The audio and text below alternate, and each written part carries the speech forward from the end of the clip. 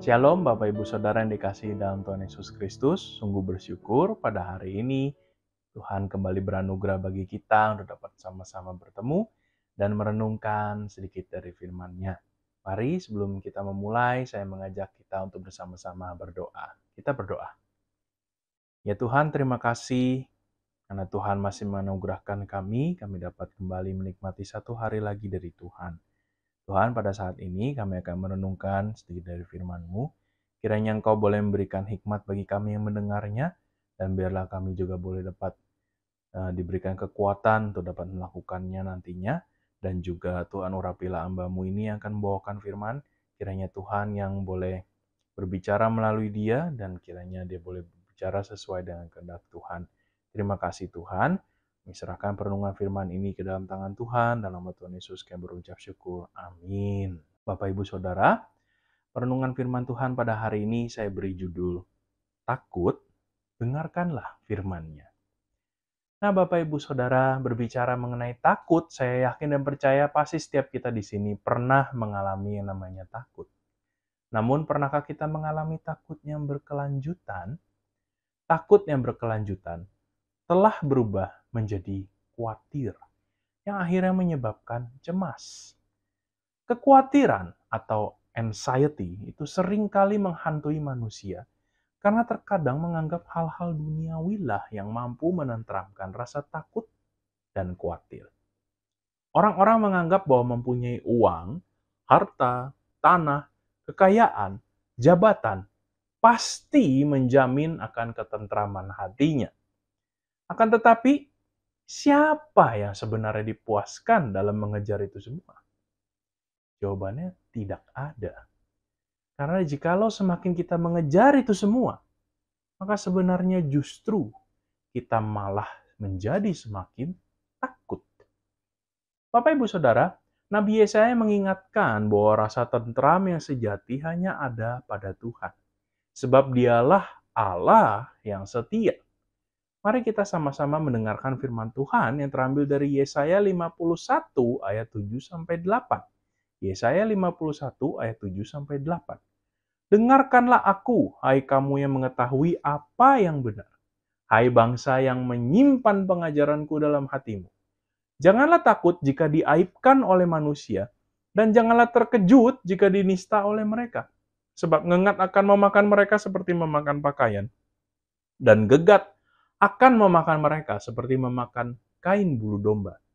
Tapi keselamatan yang daripadaku akan tetap untuk selama-lamanya, dan kelepasan yang kuberikan akan lanjut dari keturunan kepada keturunan.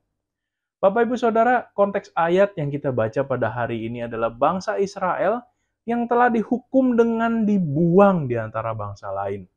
Mereka dihukum tentu karena dosa-dosa yang telah mereka lakukan. Di dalam masa pembuangan ini, Allah tentu juga tidak meninggalkan mereka begitu saja. Sebab Allah begitu mengasihi umat-Nya. Namun karena bangsa Israel yang telah hidup di tengah-tengah pembuangan, mereka akhirnya mulai menjadi ragu dengan janji Tuhan dan mulai goyah imannya. Apalagi ketika diperhadapkan dengan kesulitan dan penderitaan di masa pembuangan itu. Ketakutan menghantui mereka sehingga mereka sulit untuk percaya akan janji Tuhan. Oleh karena itu, melalui perantara Nabi Yesaya, Allah kembali mengingatkan mereka untuk tidak takut dan gentar, sebab akan ada masa di mana mereka akan kembali dipulihkan. Allah menaruh setia kepada umat-Nya, yakni mereka yang mau kembali kepadanya, yang senantiasa tunduk setia kepada Allah. Allah akan memulihkan mereka.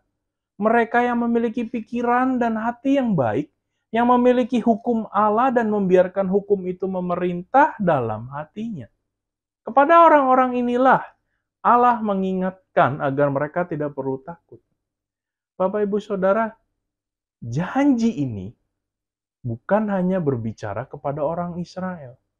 Tetapi janji ini juga berbicara tentang keberadaan Yesus Kristus di tengah-tengah kehidupan manusia. Yesus Kristus juga memberikan keselamatan yang nyata Sehingga tidak ada satupun orang yang percaya kepadanya sebenarnya perlu takut di dalam menjalani kehidupan. Sebab janji penyertaannya kepada kita itu begitu nyata dapat kita rasakan. Baik di dalam keadaan suka maupun di dalam keadaan duka. Jadi Bapak Ibu Saudara, bagaimana dengan kita? Apakah rasa takut kita sedemikian telah menguasai kehidupan kita sehingga kita menjadi khawatir dalam melangkah? Apakah iman kita menjadi terkubur dalam-dalam oleh karena kekhawatiran kita? Mari milikilah iman kepada Tuhan. Sebab Tuhan kita jauh lebih besar daripada masalah kita. Dia jauh lebih besar dari ketakutan kita. Dia jauh lebih besar dari kekhawatiran Anda dan saya. Marilah kita menjalani hidup ini dengan terus beriman kepadanya dalam hidup kita. Sekalipun perjalanan hidup ini tidak selalu mulus. Percayalah bahwa Dia bersama kita senantiasa. Kiranya Tuhan memampukan kita semua untuk beriman kepadanya dan menjalani firman-Nya. Soli Deo Gloria. Mari kita berdoa. Ya Bapa, hamba-Mu sudah selesai berbicara, namun kiranya Engkau boleh menanamkan firman ini di dalam hati setiap kami, dan Roh Kudus-Mu boleh menumbuhkannya di dalam kehidupan kami sehari-hari. Terima kasih ya Tuhan, kami menyerahkan hidup kami ke dalam tangan Tuhan. Di dalam nama Tuhan Yesus kami berdoa mengucap syukur. Amin.